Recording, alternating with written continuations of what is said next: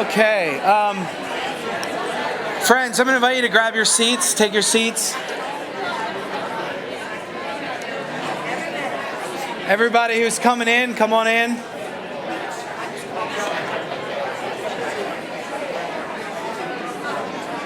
I need to hand these out, but I need help.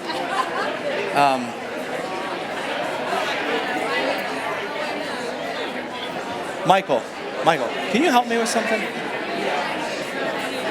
Can you pass these out down the rows? Thank you. Yeah, everybody. Yeah, one everybody. All right.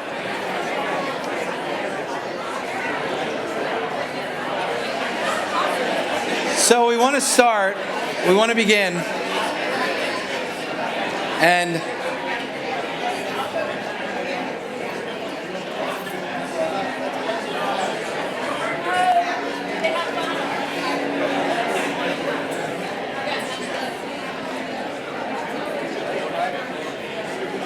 you, as you come and take your seat, there's a handout that's being passed out. It's so good to see so many of you who've stayed after the 9, who are coming before the 11.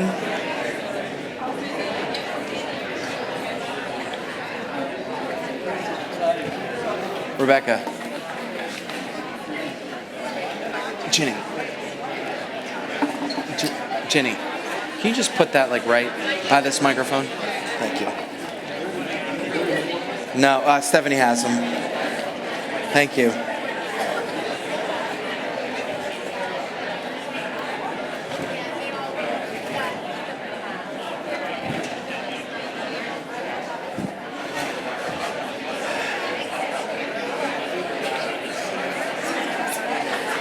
So I'm going to get everybody's attention. Thank you for being here this morning.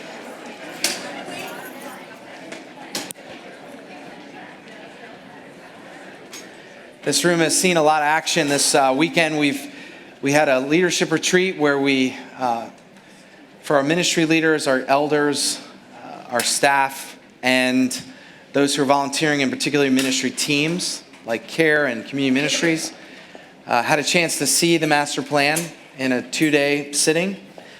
And we're so excited for that experience. Last night we were here. There was a wonderful square dance that the Arts Council put on. It was really fun. And I'm a kid from Philly, so I'm skeptical of square dancing. And it actually turned out to be quite a good night, a really good night. And then this morning, of course, in worship, community ministries breakfast and our worship, this room is full of energy and excitement in these days. Let me give you a little perspective on what we're doing this morning and what you'll see over the next couple of weeks. I'm going to introduce Susan Doherty in just a second. Susan is the longest standing member of the congregation. She started coming to First Presbyterian Church in 1930 when she was a little girl. And part of what we're doing in these sessions, not just unveiling the campus master plan, but this month, every year, we remember our founders as well. We remember Founders Day and our founding in 1848. And so our archives committee, which Susan's a part of, is going to bring little devotionals. And I asked them to bring little devotionals that were sort of connected to the campus in one way or another. And so let me pray, and then I'm going to invite Susan to come forward. And we have a chair for her? Perfect. Or how about we bring the mic to her? I think let's do that, Holler. Let's do that. Let me pray and we'll get that situated. Lord, thank you for the gift of this day. We thank you for the work that has already happened to get us here. We thank you for the faithfulness of this congregation, for the ways in which we've been called to be a church for the city and for the world. Not just a church for our members, but looking beyond. And you've given us that passion and you've given us that vision over the years. This is not new to us, but help us embrace it in a new way. Help us to live into who you're calling us to be so that we may be found faithful as your people in faith and life together at the corner of 16th and Peachtree Street. We pray in Christ's name. Amen. Let's welcome Susan Doherty.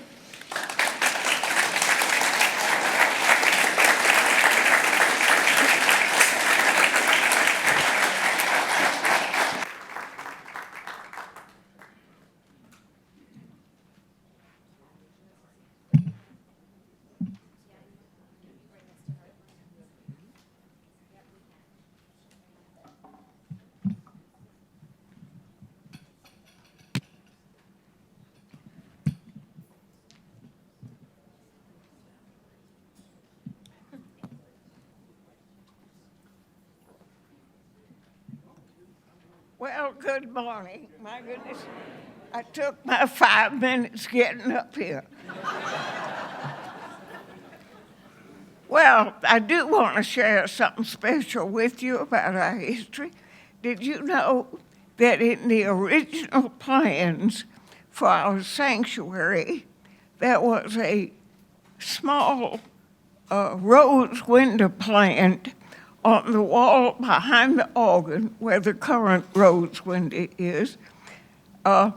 It had a sort of opaque glass in it, as did all of the big windows in the sanctuary, until donors came forth to say, I want to be a part of helping to fill all of these spaces with beautiful glass that tell the story that Dr. J. Sproul Lyons had envisioned.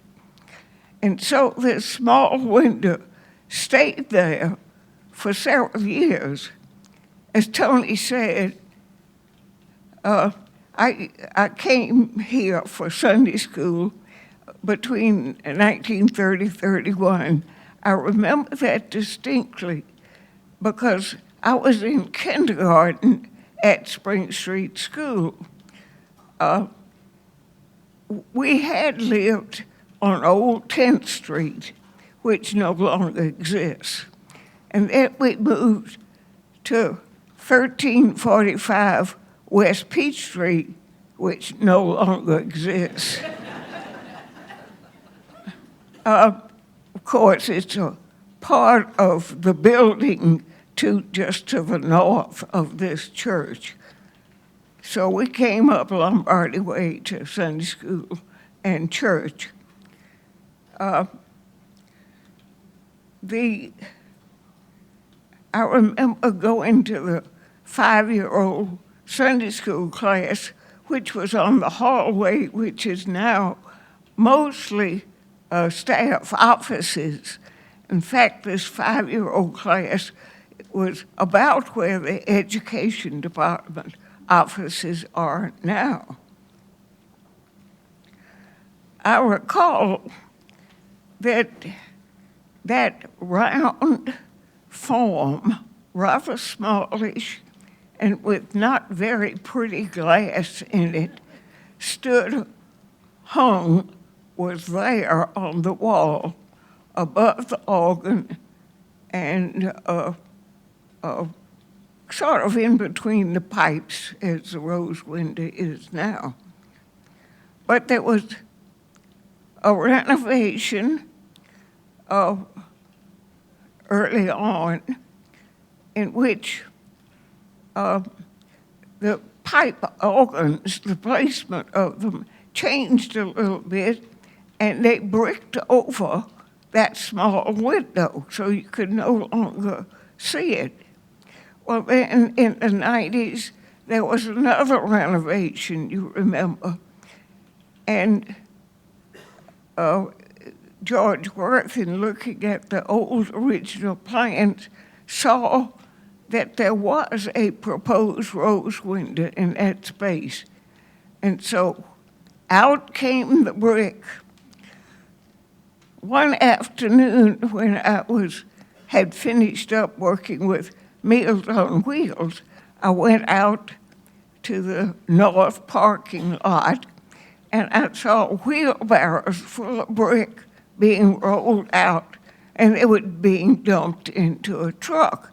So I went over and asked if these brick were coming from the window space, and I was told yes, Yes, that's where it came from. I said, I need one brick.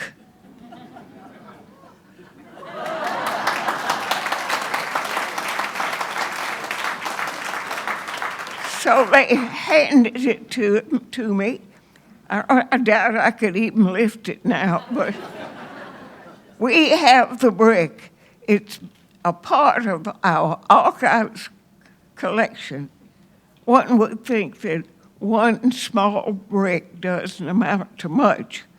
This brick connects us from today to our past, and it also helps us look to the future. Enjoy the morning.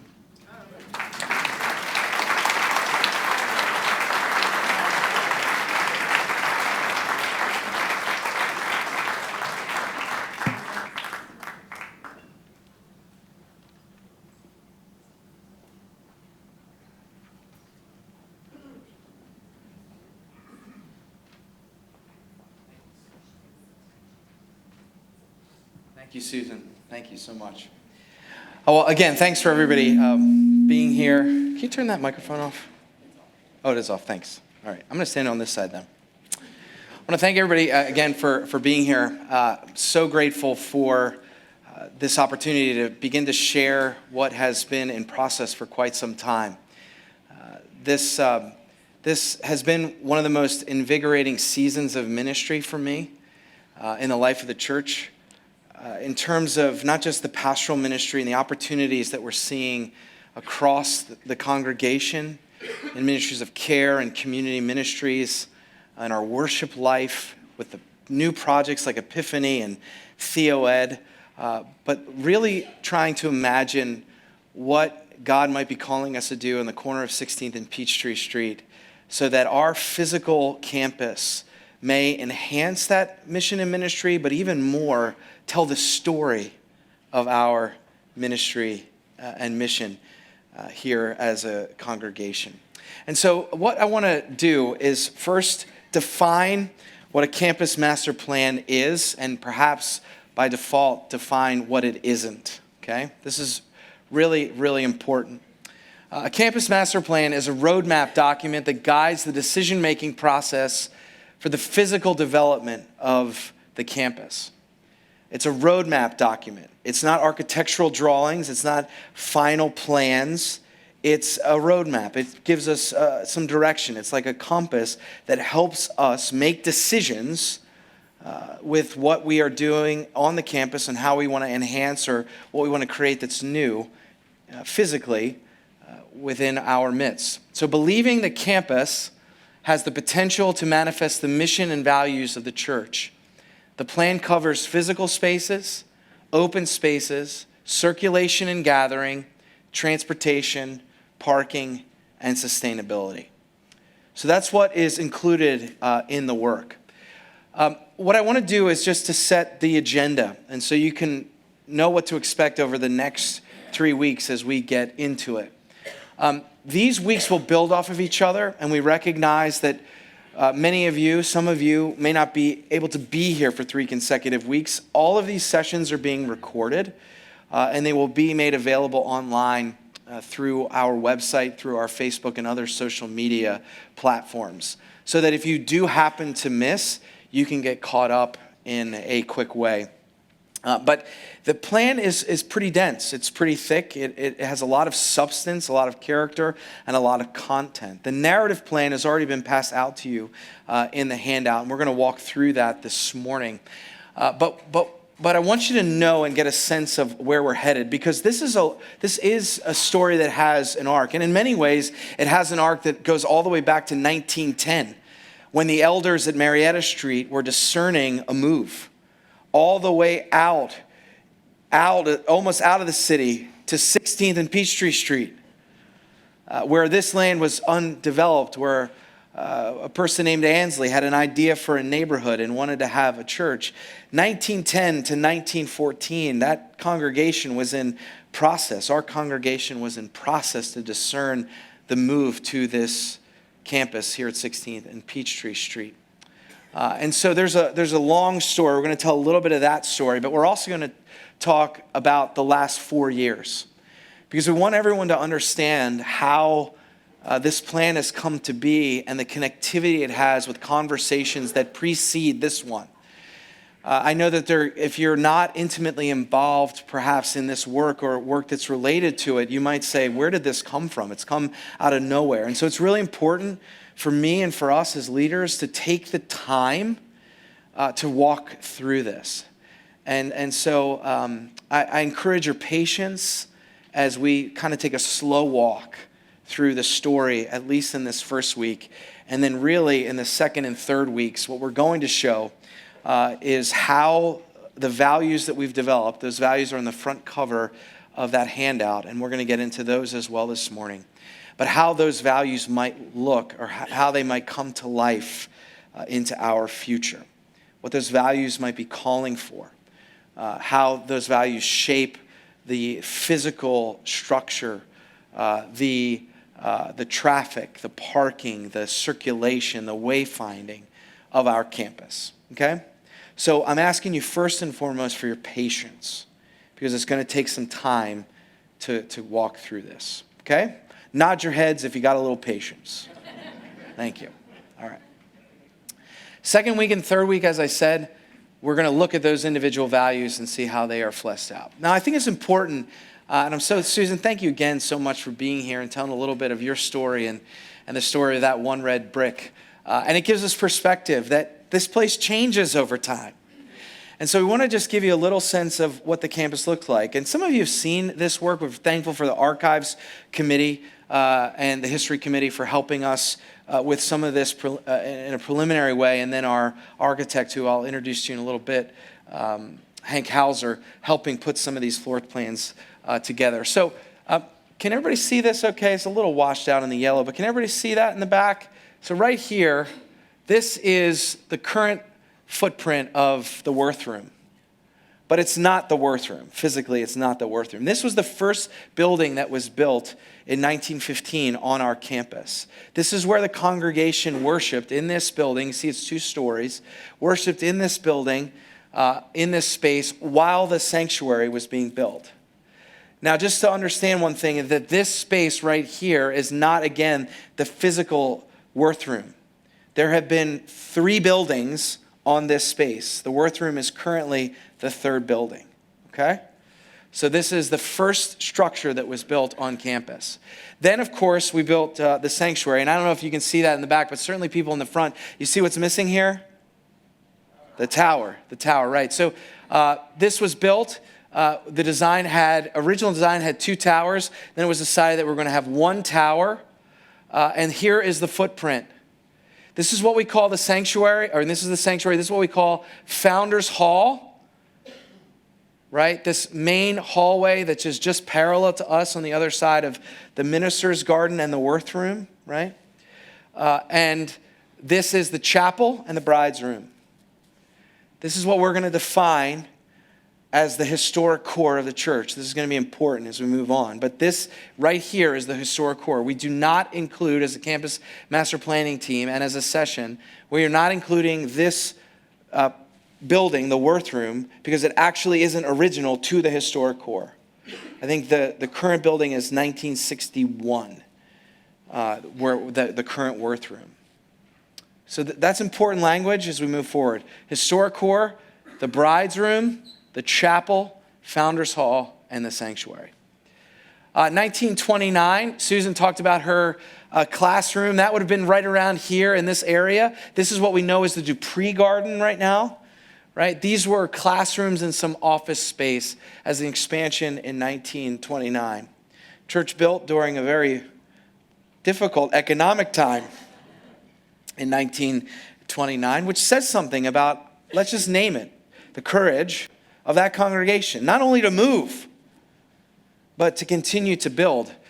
They weren't done building during those tough economic times. 1931, the completion of the tower. I mean, think of that, 2 significant building projects for that time during the Great Depression. The tower is completed, and that's marked by right here. All right. Then in 1961, the footprint basically doubles. And just to orient you, this is Fifield. This is where we're sitting right now, Fifield Hall. There's a new garden that is made. This is the renovation of what we now call the Worth Room. This is the Dupree Garden. This is the Memory Garden. This is the Memorial Garden. And this is the Minister's Garden. These are the classrooms that were added to the campus. This is eventually our preschool in 1961. It wasn't until 1999 that we had any new construction. We had renovations over time, but it wasn't until 99 that we had the addition of the Smith Building on this parcel of land on Arts Center Way and 16th Street. This is our surface lot, as you can tell. Some parking along the side, driveway that is right behind us here. And then across the street is our parking garage, our parking surface lot. The address is 1337 Peachtree, and this is the parking deck. Okay. I just saw some photos from 1937. You can see them in our archives room. There used to be a single home here that eventually got turned into 12 apartments that was right next to the Reed House until eventually it was knocked down and became a parking lot. As we have many surface lots in the city of Atlanta, and you should know that the city of Atlanta doesn't want to have as many surface lots in the city. So to give you some orientation, there really are three physical parcels that make up our campus. We're only talking about two of them. One of them I slept in last night, which is the Manse at 165 Peachtree, or at the Prado rather, 165 the Prado in Ansley Park. One of the great assets of our congregation.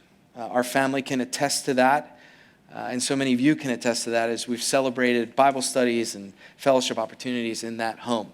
That's not a part of the plan that we are talking about right now. What we're talking about are two distinct addresses, and I want to get this into your head so that when you're hearing us talk about these addresses that you know exactly what we're talking about. 1328 is this right here. The whole of this. Arts Center Way, Peachtree Street, 16th. Here's the High and the Woodruff Art Center.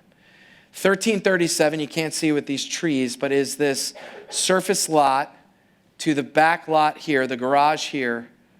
There's an alley that connects 17th Street to 16th Street that runs along here, and this is our parking deck.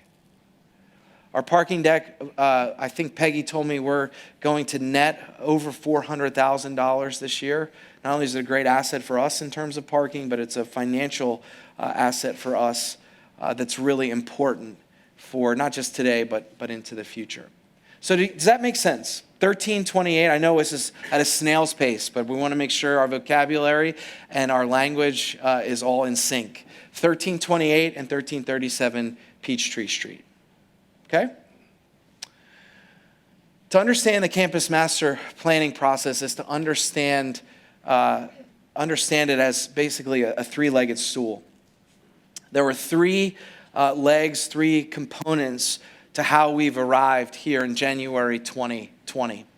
The long-range strategic plan, what we call the 9 values, and the congregational and stakeholder feedback. Summaries of that work are contained in your packet, in your handout. And that's what we want you to make sure that you take with you and get familiar with. But the long-range strategic plan and the 9 values and congregational stakeholder feedback, those were the 3 principal efforts and that work that got us to where we are today. So let me just walk through some of that to refresh some of your memories, or to say, oh yeah, I remember we had those conversations in those town hall meetings in 2016 and 2017, because we want to build this story that connects to the plan. So January 2016 to November 2016, a team of 9 members and 2 staff met regularly, engaged the congregation through town halls, through surveys, through Sunday school engagement and small group conversations, and presented a plan in October of 2016, and it was approved the following month. That plan had our 7 goals, it had our mission statement, and it had our values, our 12 values. It looked like that. Remember that? This was pre-brand. This was because this helped us get to that place. So this was the long-range strategic plan. We called it On the Way to 175 because we had in mind a horizon of our 175th anniversary, which takes place in 2023. And so we wanted to set out this plan that would connect to that, that marker, that year. So On the Way to 175 had 7 big goals. And if you'd like to see this in more detail or you've lost your copy, I'm happy to get you a new copy. It's also on the website.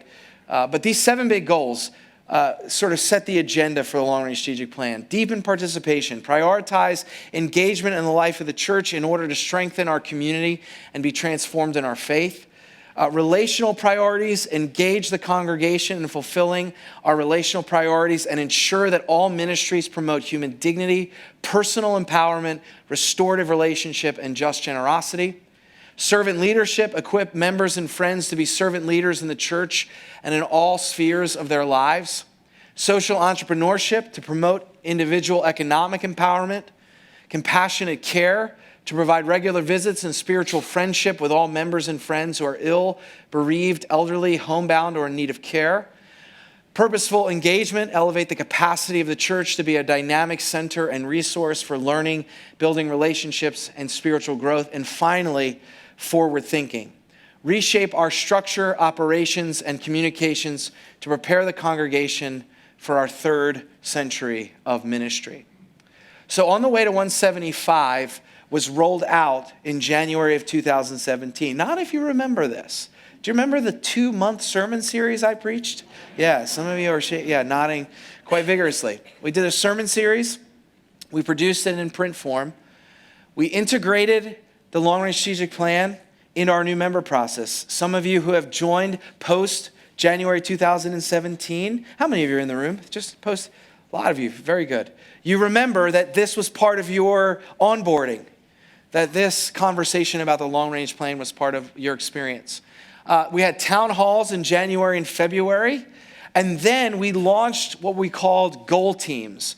They were formed around the 7 discrete goals and action plans for the long-range strategic plan.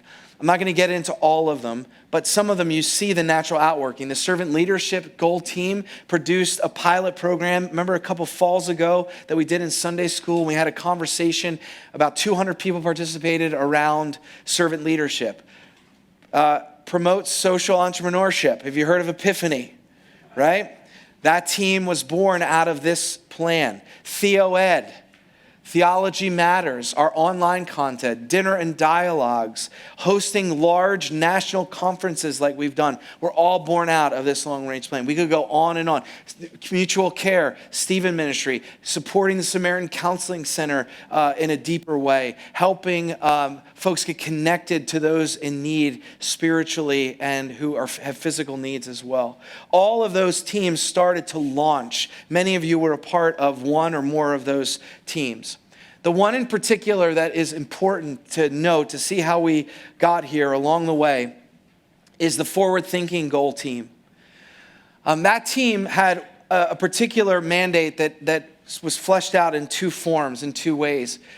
The mandate was reshape our structure, our operations, and communications to prepare the congregation for our 3rd century of ministry. The action plans were to eliminate inefficiencies in session, council, and staff structures and procedures in favor of the most transformative use of our spiritual training and talents. There was a separate group that started that work that began to think about our leader, what we call our leadership life, our governance. We reduced the size of session. You remember this? Session members do. Remember this? We went from 36 elders to 15 elders to make it more of a collaborative board, a way that you would imagine a board would function, thinking of the 30,000-foot view. And we reconstituted deacons so that those we call ministry leaders, and they are about the business of working directly with staff to carry out the day-to-day operations of the church. Excuse me. We also, out of this, came our branding conversation as we wanted to eliminate inefficiencies in our communication and started thinking through how we talk about faith and life, how we talk about First Presbyterian Church. That was all born out of this goal. That was one bit of work. There was a second team that was formed in November of 2017 called the Campus Master Planning Team. And their charge was to reimagine our existing facilities in order to enhance openness to the neighboring residents and visitors, to expand the delivery of services to those in need, just for numerically and to understand the scope and scale of our outreach. We're talking about serving 700 individual people, most of whom are experiencing homelessness in a given month, through what we call Band-Aid needs, immediate needs, food, shelter, but also wraparound services, supportive services, social work services, spiritual services, mentoring services, so that they can feel empowered and they can live into who God's calling them to be. Expand the reach and effectiveness of worship, education, and fellowship ministries, and maximize opportunities for collaboration among our staff. That is born out of a hard reality that this campus has 48 offices, and only some of them are next to each other. They're spread out all, and we really think collaboration among the staff is an important value that we want to live in. We'll say more about this. And so this Campus Master Planning Team was formed in November 2017. Hey, Campus Master Planning Team, can you just stand where you are and we can take a quick look around? Because you're going to recognize some people here in the room. Tom Lowry in the very back. Thank you. And let me introduce Hank Hauser. Hank, will you just stand? Could you just maybe come up front so everybody can see you? Thanks, Hank. We should give Hank a round of applause, too.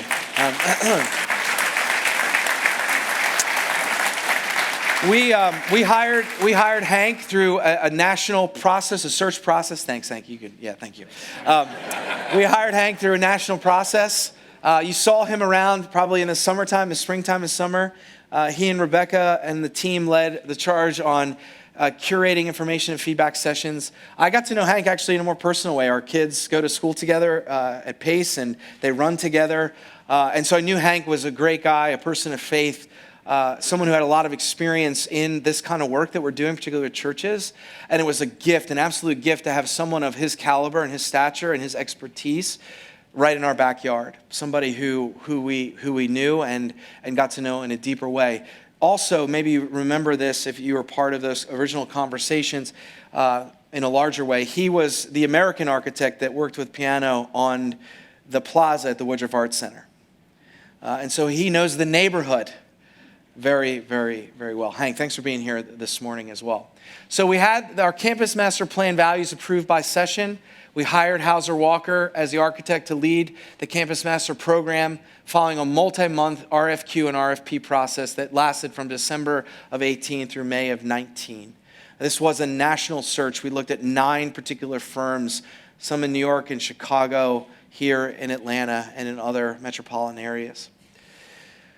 So one of the pieces of work that the Campus Master Planning Team came to about a year in, we did a lot of napkin drawing, we did a lot of brainstorming for about a year, and then we came to a point where we said we need something more definitive, we need something more of as a guiding principle on when we hire or when we engage an architect to lead us through the programming phase, that they can get a deeper sense of what we imagine this campus looking like. And so these values are incredibly important. In fact, the story that you're going to hear over the next couple of weeks is deeply rooted in these values. Because the way we're going to do it is we're going to talk about how these values can come to life physically, operationally. And you're going to see these values and the connections in many, many different ways. This is not some process where we thought, oh, wouldn't this be nice if? This was a thoughtful, prayerful process, a 2-year process where we came up with these values and then launched them and Hank and his team used them as the guiding document, as one of the guiding documents, rather, of these 3, long-range plan, this one, and then the congregational feedback, as a guiding document to get to where we are with the plan. Hospitality. We want our campus to be easy to navigate and hospitable in every way. Tangible compassion. We want our campus to expand and enhance our care for our vulnerable neighbors. Collaboration. We need centralized office and workspace that will encourage interactions among staff members. Relevance. We want our campus to continue to be architecturally unique and attractive, and to reflect the emergence of North Midtown as a diverse cultural center. Community. We want a high-use campus that thrives throughout the week as a center for purposeful engagement that encourages members, friends, and the larger community to come together. Spiritual formation in the arts. We need accessible, welcoming, attractive, and technologically equipped worship, learning, and art spaces for all ages. Broadcasts. We need space that will elevate our ability to capture, curate, and distribute worship, educational, theological, and artistic content. Quick aside, do you know that our largest service on a Sunday morning is our online service in terms of people? We worship across multiple hours, but we have 366 people on average live streaming. That does not mean, that's not on demand where they're going back or listening to a podcast. That's live streaming. Do you know that we have 10,000 listeners every Sunday morning on WSB? And we want to use that and leverage that and think beyond where we currently are. Tradition. We want to maintain the architectural integrity of our historic sanctuary and connect the rich history of this church with its challenging future. And then environment. We want our campus to be operationally sustainable and reflect our witness as stewards of God's creation. So that then launched to this third leg of the stool. You follow me so far? Long-range strategic plan, the 9 values. Now, congregational and community engagement. The master planning team led 43 input meetings and met with over 350 people individually. I mean, that's not surveys is what I'm trying to say. This is face-to-face time. Some of it happened in Sunday school classes in smaller groups, but more than 700 members, neighbors, or other stakeholders provided input. That includes our neighbors in North Midtown, particularly Woodruff, the Woodruff Arts Center, the High Museum, the theater, the symphony, and some Colony Square folks, and folks from Midtown Alliance. All had conversations with Hank and our team to provide this input. Now, this is, I think, exceptionally important. Again, why we wanted to include this, because this is what Hank and our team heard from you.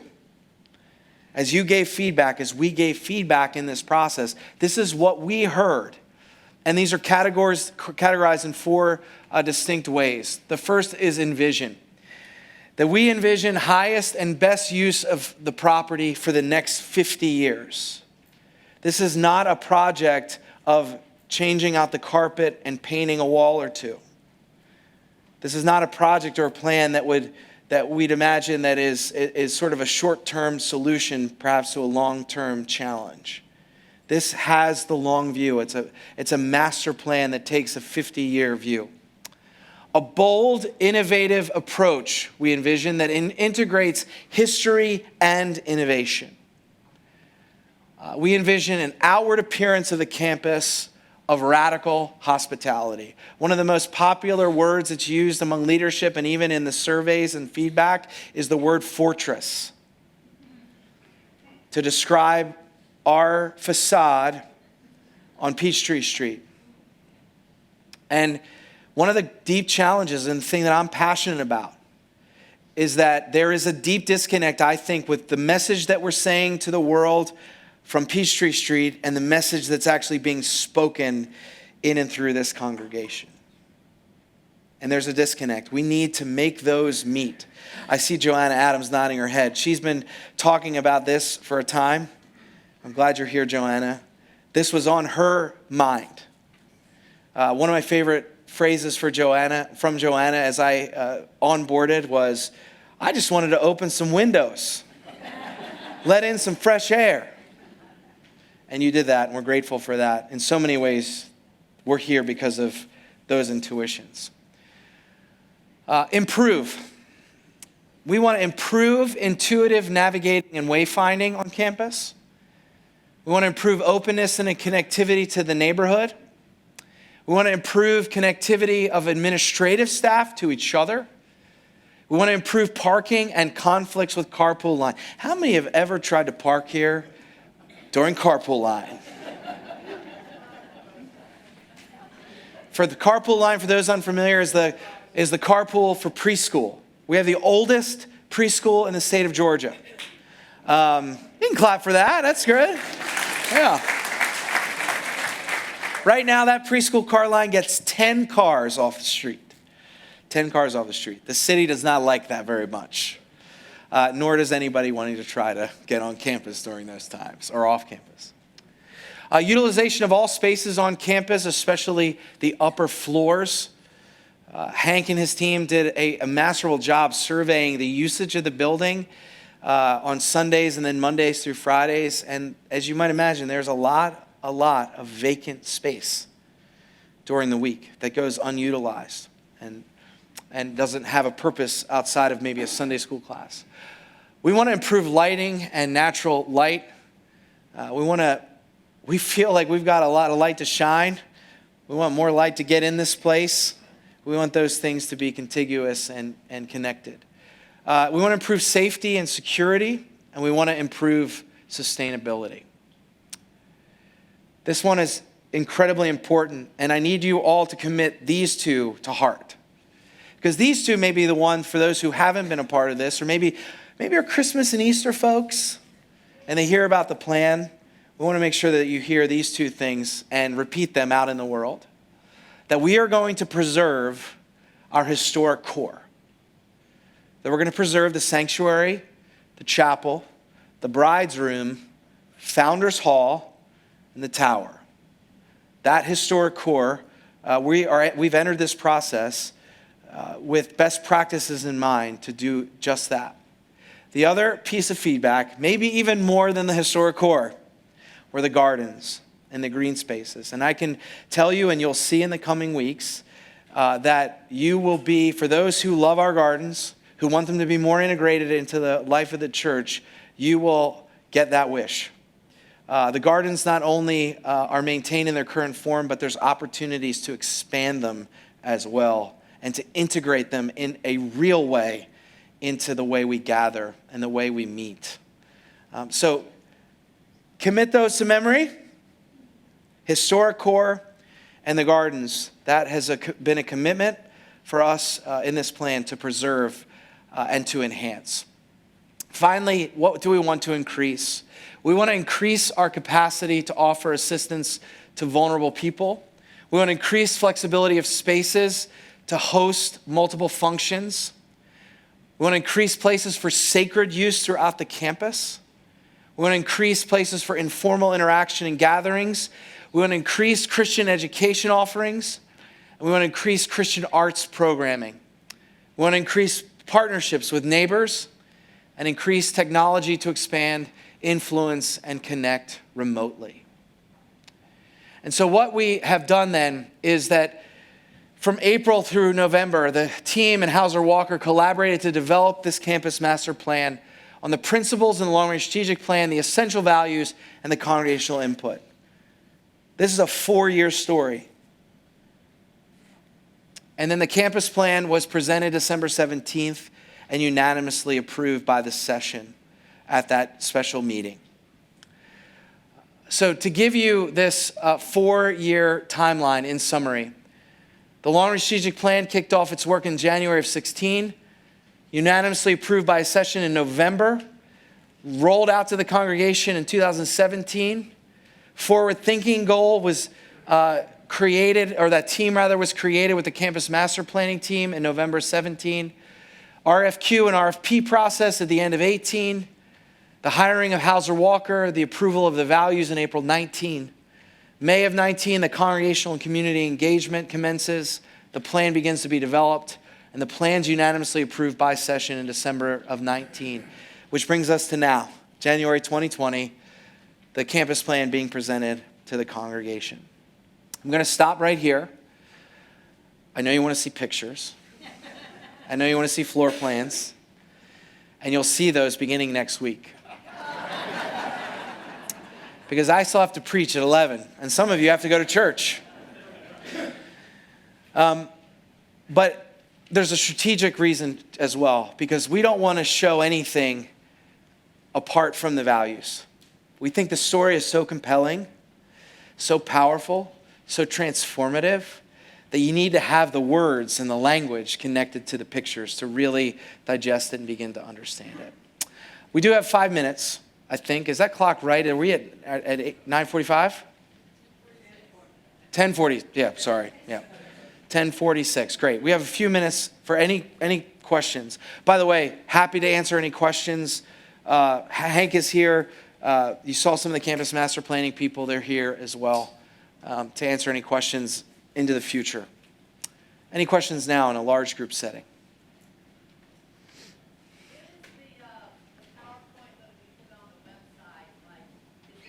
This, yeah, sure. We'll have to figure out. We'll work with the team. But the idea was to put the deck up on Dropbox, which is for those who don't know, is a platform that you can upload large. There's a lot of content on these decks, particularly as we get into the pictures. We'll put those up by Monday. Let's say we'll commit to by Monday afternoon. Yeah. Will you be Awesome. live streaming it at 10 a.m.? Somebody actually, our social media director asked if we should live stream.